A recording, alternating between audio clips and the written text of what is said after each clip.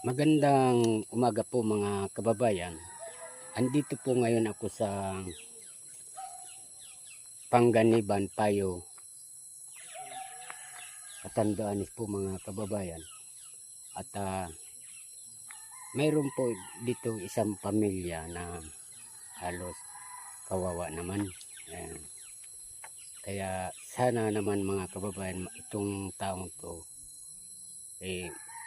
matulungan man natin kung nasaan man kayong lupalop ng mga ating bansa, mga OFW na may pusong dapat tumulong sa taong mga mahirap.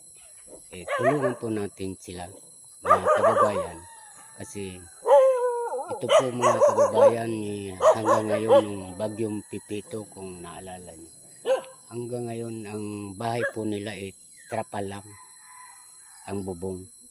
Ngayon hindi ko pa po gawa ng walang kataw-taw ang bahay. So andito lang po ako sa isang tabi nila. Wala po akong may interview sa kanila kung kaninong bahay po ito. Kaya hindi ko alam kung nasaan ang tao rito. Hindi ko alam. Ayan yung tapdang ko, yung sasakyan ko, ayan. Wala akong may tanong kung nasaan. Ay, ito na yata. Ayan na po mga kababayan. Yung siguro itong may-ari na ng bahay. Kaya mga kababayan, tara, sabayan nyo ako bibidyohan po natin, at saka tatanungin natin kung ano ang kanilang paghanap buhay rito, bakit hindi man lang nila napapayos ang bahay. Kaya mga kababayan, sana itong pagbablog ko na ito masuportahan po nyo mga kababayan, dahil talagang ito po ay charity po ito, na mga video ko na ito, ang content ko po charity. Sana kaya matulungan man po nyo itong taong nandirito. Ayan, tara.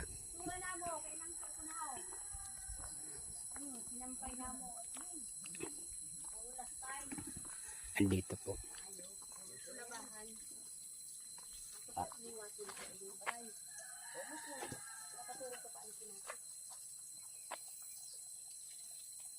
Kaya andito po sila sa may pumasok ng may bahay. Ayan po ang bahay nila. Ayan. Takip po yan, ang mga trapal lang po ito. Ayan. Hello. Hello man. Kayo pa ang may-ari ng bahay nito? Sabi. Pwede bang makausap saglit? Oo po, muna sabi ka mo, sir. Sige, maupo ka dun. Ayan po. Ano tabi pangalan mo? Banji Cabrera. So pagkadalaga mo, ano apelyido mo? Ubal. Sino, may magulang ka pa? Wala na po, sir. Patay na po sila, nanay at tatay. Nanay at tatay, wala na. Lubusang ulila na. Ayan po mga kababayan, kung nakikita nyo ang sitwasyon ng bahay.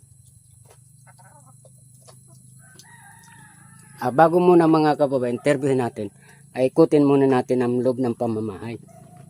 Ayan, para makita nyo. Ayan po. Ay, ang bubong trapa lang po. Ayan. Sa loob. Ano ito? Sus Mario Josep. Ano ito? Giba na to. Opo, giba. Hapay na po yan. Nako. May natutulog dito? Wala na po. Ay nako, Diyos ko.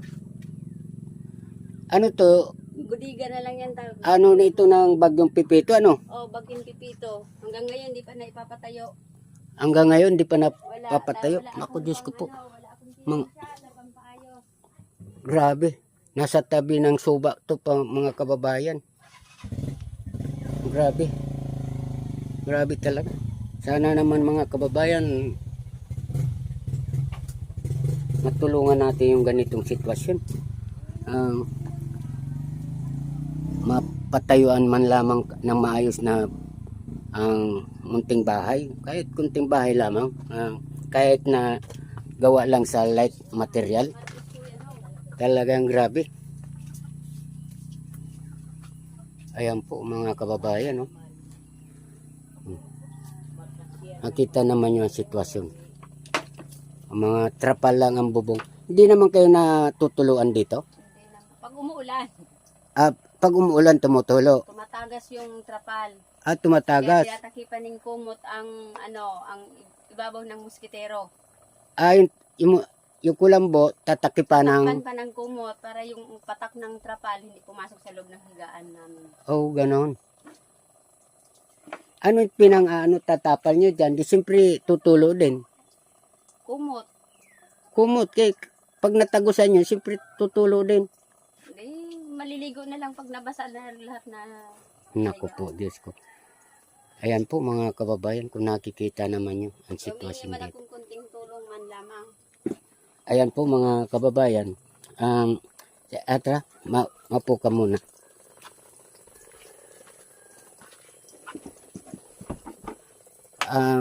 Ilan na anak mo? 5 po. 5. Nagsisipag-aral sila? Opo, silang lahat. Silang lahat. May isa akong apo maliit. Ayan o. Kapitbahay ko po. Ganito, yung 5 yun ano? Oh, 5. 5. So, ang panganay, nagtapos na ba? Hindi pa po, sir. Hindi siya nakapagtapos. Yung pangalawa, Ganon din po si isa rin. hindi rin nakatapos. Ano mga natapusan nila? Second year college. Si isa third year. Third year college. So, hindi sila nakapagpatuloy. Hindi po. So, yung pangatlo, Nag-aaral po ngayon second year college po. second year college. Saan nag-aaral? Nasa state po. Nakipagsapalaran sa state sa Birac. State College, State College, Catanduanes. Catanduanes. Birac, Catanduanes. So, pang-apat, Grade 12 po, sir. Nandito sa Panganiba National High School. nasa National High School. National Panganiban. Yung bunso, Ganun din po. puro na sila high school. Sa national. Ay sa awa ng Diyos naman mga kababayan, kahit ganito kahirap ang sitwasyon ng Banji Cabrera, napagpapaaral naman ang mga bata. So, asan si Mister? Nasa bayan no, nakikontraksyon. Construction. Magkano ang isang araw niya? 500 pesos a day. 500 a day.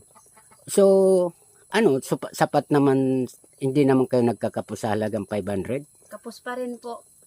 Kakinulang. Kulang Ang budget, lalo na sa... Ayan po mga kababayan, kaya hindi sila makapagpagawa ng bahay dahil ang isang araw pala anong pangalan ng mister mo? Jesus. Ha? Jesus Cabrera Jr. Jesus Cabrera Jr. Ayan po, ang isang araw lang daw po mga kababayan is 500. Ilan na nag-aaral sa iyo? Tatlo po nito, sir. Ito'y 2 po. Tumigil muna. Yung dalawa tumigil. Tumigil Pero muna. yon puro college. No, mayroon ka ngayon isang college. Meron po.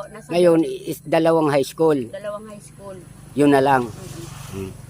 Ayan po mga kababayan. Ang isa nasa college. Ang kinikita ng magulang ng ama ay halagang 500 lang. So, sa tingin ko hindi sapat. Hindi kapos talaga po mga kababayan. Or extra. Kaya yung bahay nila ay ang bubong trapal na lang po. Ay inuuna ang pag-aral ng mga kabataan na makatapos. So, yung 2 po mga kababayan, college na, natigil gawa ng siguro sa sobrang kapos na talaga na hindi kaya ng suportahan ng magulang, kaya napatigil na. Yung 2 na yun, nagtatrabaho. Nakipagpalaran ng pakikatulong para makatulong sa ama nila ng paghahanap buhay. Ganon. yung panganay mo, nasaan nakatira? Nasa ano po, nagpa-Maynila po siya, pumunta po sa Nubaliches Bayan, doon po siya namasukan ng katulong. Namasukan ng katulong. So, yung pangalawa, Nasa lugar po ng Tagaytay po. ano, Bahay man din po yun. namasukan din sa bahay. Mm. I see. Ayan po mga kababayan. Itong sitwasyon na ito, talagang ang hirap talaga mga kababayan na puntahan ko yung mga sitwasyon na ganito dahil ako talaga po mga kababayan mababa ang puso ko. Ako po napapaluha. Ayan po. Kung napapanood nyo. Ayan. Ang sitwasyon. Wala sa ayos po mga kababayan. Nasa tabi pa sila ng pispan, no? Pispan po yan. Pispan.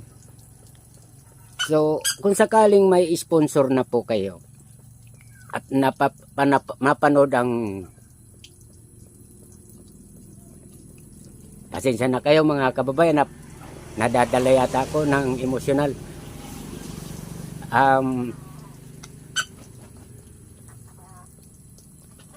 Kung halimbawa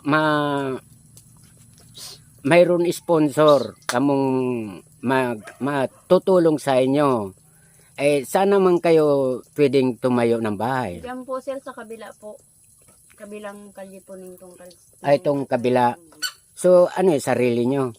Pinapatira po kami yung may-ari ng lupa at kami po yung nag-care-taker po. Ay, nako, problema po yan. Dapat sarili nyo kasi bahay na ho yan.